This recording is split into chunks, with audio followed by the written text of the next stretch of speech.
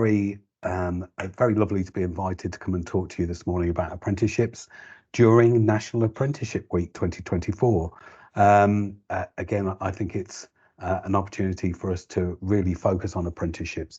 And this morning, I just want to have a little canter through what an apprenticeship really is and what it can do for your company if you've never considered having an apprentice before. And I have my lovely colleague here, Sian Roberts from Black Country Chamber of Commerce, and we'll hand over to Sian later, and I'm sure between us we'll blunder our way through this as well as we can. We do appreciate any questions that you might have. Please put them in the chat. We're more than happy to pick up any questions at the end. Anything that we can't answer, clearly we'll take offline and make sure that we get back to you. So if you're all ready, let's make a start. Now I'm going to share my screen and share my slides with you. So let's make sure that we're all okay there. Hopefully we can all see that. If you just like to, somebody just give me a nod. Yeah. That's okay. Perfect. Yeah. Marvelous. So let us begin. So apprenticeships. My name is David Tomalin. I've worked at the Combined Authority now for nearly 2 years, and part of my responsibility is to look after the Apprenticeship Levy donation scheme. I'll come back to that more a little later. But the Combined Authority is extremely keen to support apprenticeships in this region. We understand the value of them, although it is national policy. We have no influence over apprenticeships in this region. Our levy donation scheme operates within the national kind of framework that exists and the national systems that exist. As I say more about that later, but I just want you to understand that apprenticeships, we recognise the value and the importance of them, not only to businesses in the region, but also to those young people who are engaging in apprenticeships. Okay, so why take on an apprentice? Basically, it's a great way to upskill and train employees to meet your business needs. And again, further on, we'll look at the scope that apprenticeships can actually provide for you. But we will also recognise that it absolutely helps to improve employee retention, especially where you have a progression pathway for a particular skill potentially within your business. Apprenticeships absolutely increase productivity and the efficiency of your business. You are bringing in new talent, potentially new ways of thinking, and that can really help shape the way that your company works and changes potentially to suit the way we are progressing these days, which is at a very rapid pace. Apprentices also improve the image of your company. You are supporting your local communities. But interestingly, an apprentice can start at any age with any level of experience. The funding can be used to support you to fill specific gaps whilst also developing your talent pipeline. So an apprentice, hopefully you'll see that as great value. So what is an apprenticeship? Okay, it's a paid job where the employee learns and gains valuable experience. It's really, really important to understand that this absolutely is a job for them with your organisation. But alongside the job, there is a thing where we expect apprentices to spend some time within their working hours completing some form of learning, and that's called off-the-job training. And it's I'll come back to this because again, it's quite interesting. It's one of the areas that becomes quite frightening for an employer potentially sometimes to hear this phrase off-the-job training. But an apprenticeship will include paid employment with holiday leave, hands-on experience within your organisation in the sector and role that's of interest to them and that they're being skilled in. At least 6 hours off the job training. That's certainly for a full-time person, but that's exactly what we're looking at. And formal assessment, which leads to potentially a nationally recognised qualification, and sometimes with an externally recognised qualification as well in some cases. Okay, so what is off-the-job training? It is a statutory requirement as part of an apprenticeship to spend at least 6 hours of their paid time off the job. So what's that? What does off-the-job training actually mean? Well, there's a lot around teaching theory from a theoretical point of view, and that could be classroom-based training, lectures, even online learning, but also practical training like shadowing and mentoring, industry visits, perhaps a greater understanding of certain elements within your industry sector, and also learning support and time to actually write assignments. So there is this real desire to want to embed the learning that they're picking up through the work that they're doing with you. So that's the practical demonstration. But then the theoretical and more academic side is where they actually do this off the job training. And it's a poor choice of phrase in my opinion. That's just my personal opinion. Because it doesn't necessarily take them outside of the work environment. Depends on the industry sector. It depends who you're working with as a training provider. But again, some colleges may and universities like to have that classroom delivery. And again, that can actually provide some great support for those young people, bear in mind that they're actually then with their peer group. So apprenticeship levels. We have a number of apprenticeship levels: intermediate, advanced, higher and degree level apprenticeships. And very often an apprenticeship pathway can take you from a level 2 up to a level 7, again dependent on the skill that your apprentice is actually trying to acquire. But interestingly, I want to give you an example. I met a young man who worked at a brass foundry here in Birmingham, and he had just very recently completed his master's degree level apprenticeship. And he told me a bit about his story, about how he went to college and it wasn't working for him. He actually was at college, he was bored, it just wasn't working. He wanted to go to work, and he wanted to learn while he was at work. And he was introduced to apprenticeships. He never ever thought that he would want to or get to master's degree level, but they say that's exactly what he's achieved. It's taken him a number of years to do it, but again, how fantastic. He actually gets that master's degree with no debt whatsoever, and he has the opportunity to learn and to earn as he goes along, which is absolutely fantastic for him. So great example. So what are apprenticeship wages? Well, if they're aged between 16 and 18, there is an expectation that they will be paid at the apprenticeship rate, and we can give you a link that will actually show you how much that actually is. If the apprentice is 19 or over, they are entitled to the national minimum wage. However, that's a minimum. We do say to employers, in a tight job market where we've experienced a cost of living crisis, attracting talent is not always easy. And sometimes if you have the ability to pay that little bit more, it can make this a very attractive proposition for young people. The one thing that I would like to say is that apprenticeships can absolutely map into your organisational planning. And again, this for some organisations, we know that they have an ageing workforce. They need to bring in younger talent.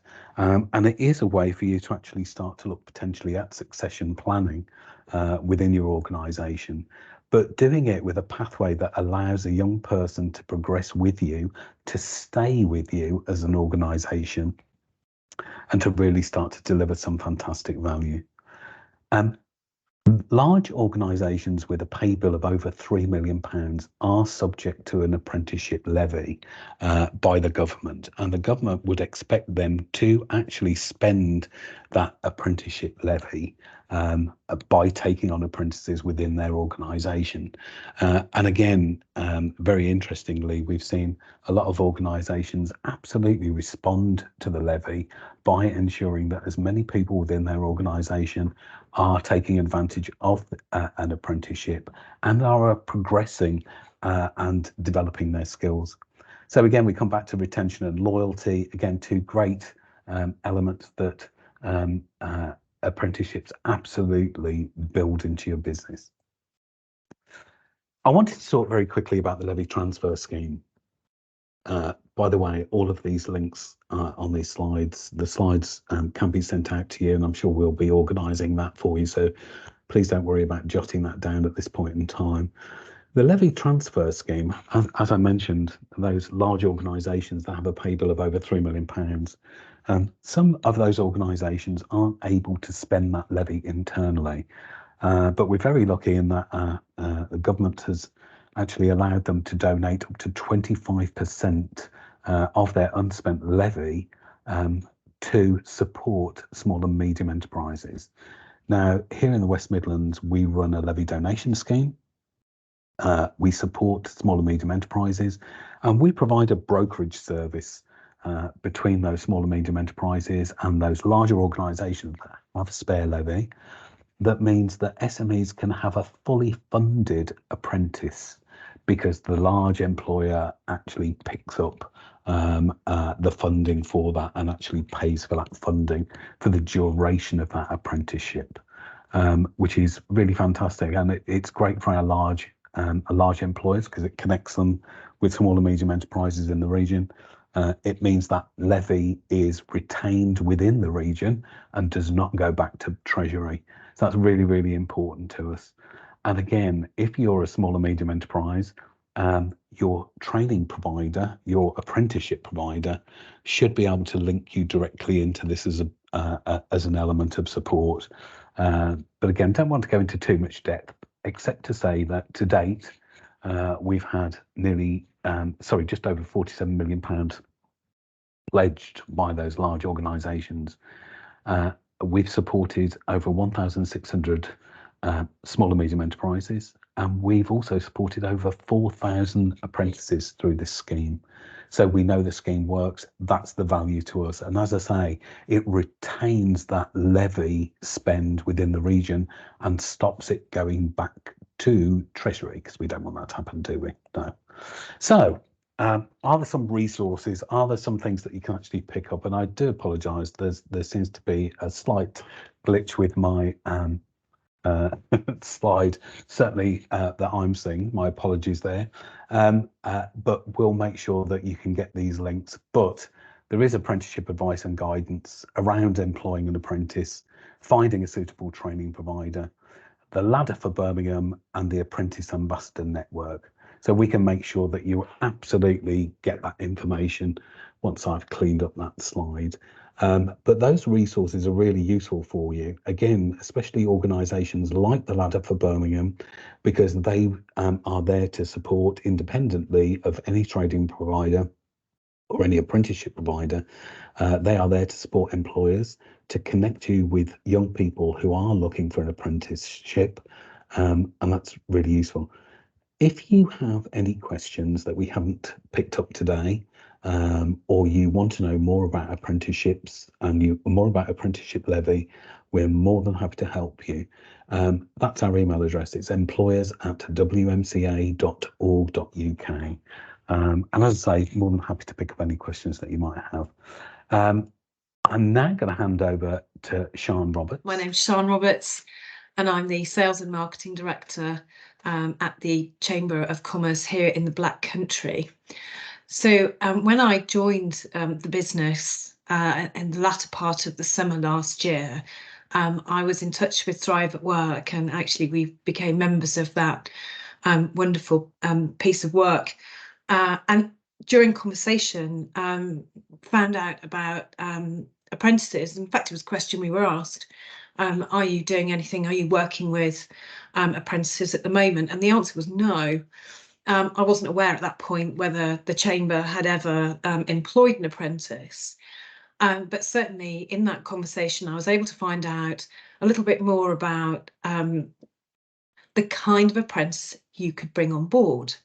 Now, to me, and maybe I'm showing my age, but apprenticeships sort of feel as though they go back to perhaps very much manufacturing. And of course, I can't employ a welder at the Chamber of Commerce. although there is a need for them, but definitely not at the Chamber of Commerce. And what I was surprised to hear was more about the breadth of skills and opportunity there was available to the Chamber of Commerce, and specifically around social media. So as a business that is supporting small and medium enterprises across the Black Country and wanting to be ever more relevant to our businesses, I could see an opportunity for somebody joining us who had a social media and could be a content creator for all of the work, to showcase all of the work that we were doing and actually deliver a platform for our members to talk about their services and products as well. We were put in touch with the BBC, who at that point were delivering a programme for apprentices in that area, in that field. This all happened very quickly, by the way, as well. So it was within a week I was in touch. I wanted to find out more. I didn't want the opportunity to get away from us. It wasn't that we necessarily had a skills gap. It certainly wasn't the fact that we saw an opportunity to pay less. We just saw an opportunity to be part of our business community. And actually, by undertaking an apprentice ourselves, be reflective of what a lot of our members are currently doing as well. So it was a fantastic opportunity to have an apprentice come in, work within our social media content team, give a different perspective. And I think that was the key thing for me. I'm not 21, not much older, but not 21. And I wanted to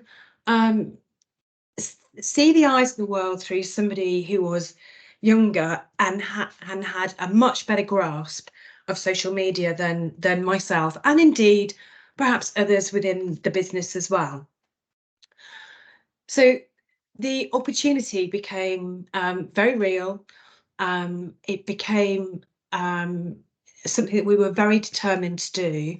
And working alongside the provider, who in this case was the BBC, it was so seamless. We were so supported, and I felt very confident in the provider, and I'll say this is the BBC that I'm talking about on this instance, at how thorough they were in their due diligence about us as an employer, and how we would make sure we would be looking after, we'd be supporting, we'd be mentoring our apprentice, and indeed, you know, what are all our policies and procedures? Were we up to scratch? I felt as though we were being interviewed, but in absolutely the right way. It took about 7 weeks, right from the moment of expression of interest through to our apprentice joining us. Just to add to what David said a few moments ago, in terms of the age and experience of our apprentice, they had come from having undertaken a degree, a very different degree, but saw a life change for them, and really wanted to go into this particular service area of social media. So there was a good fit there. And I think sort of early 20s as well. So again, just a really good fit for us. I feel that 6 months on now from them starting, yes, they take a day a week and they go and do their studies. What we try to do is align their learning experience alongside the coursework.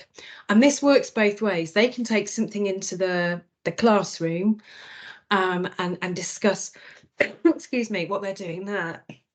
Equally, we get to hear what they're doing in the classroom, and we're getting that sort of cutting edge learning and development that they're getting. So it makes for a happy balance, and certainly we can support her with her coursework and her learning and development as well.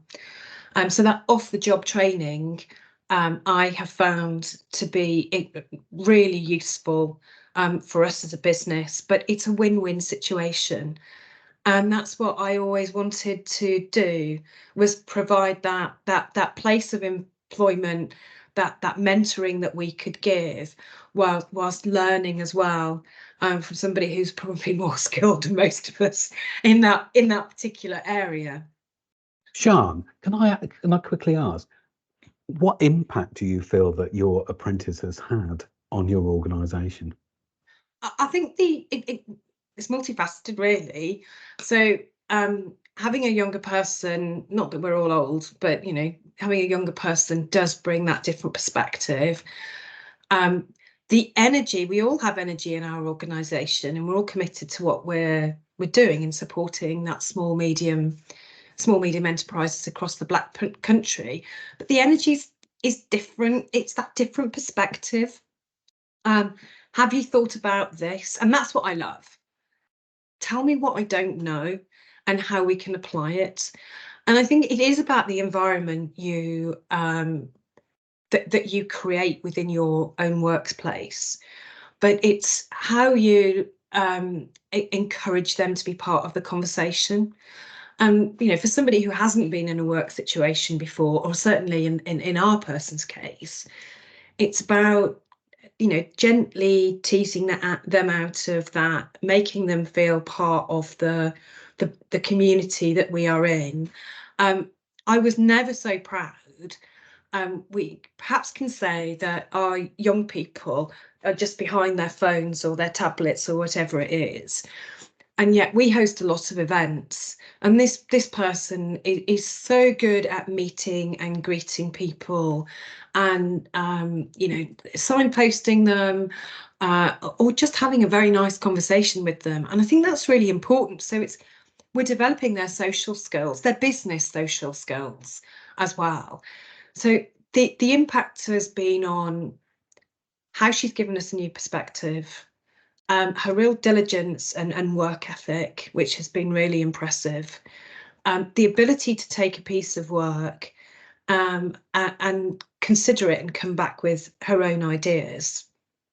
And they've been brilliant. We're currently supporting startups in Wolverhampton and Walsall, and she did the majority of the digital marketing campaign that's gone alongside that. All her ideas, just listening to what we wanted to achieve. That's what we need people for. They're not here just for a ride and to complete 15 months. They're here to input to the business. And it's how I think we have set that up as to the amount of impact that she's been able to have with us too. Brilliant. It's always nice to hear, isn't it? And I think, again, a lot of young people can get a bad rap, but actually that kind of introduction into an organisation, and as you say, teasing out some of the great elements, and then starting to see a young person thrive is absolutely great, isn't it? So I'm conscious of time, and I just think Louise has raised a very important question, and for clarity, I do think we need to do that. The levy donation scheme does fully fund the skills element of the training. It does not cover off any salary requirements. I'm afraid that is still down to the employer to actually do. However, that said, it's quite considerable, the amount that an apprenticeship, that an SME would actually have to cough up. So they have to pay up to 5% upfront for an apprenticeship. So it can mean that there's a significant a level of support that's actually provided in covering off that skills element, but the responsibility for pay rests entirely with the employer, just for clarity. But I just wondered whether anybody has any other questions. I wouldn't mind just raising one final thing from myself, David. And I think it's like any other employee that you'd bring in. You bring people in because of their experience and their ability to do things and play to their strengths, play to who they are, in terms of their age and experience. If you're expecting an apprentice to come in and actually it's a very skilled job, then there's not a good fit. But I think we all have it within us to provide employment. And just on the the levy and everything, I mean, we found out that it was surprisingly affordable. Is how I put it. Very surprisingly affordable. But playing to the strengths and knowing what they can deliver back to your business helps manage expectations. Brilliant. Thank you so much for that. Tracy, do we want to bring you back in at this point in time?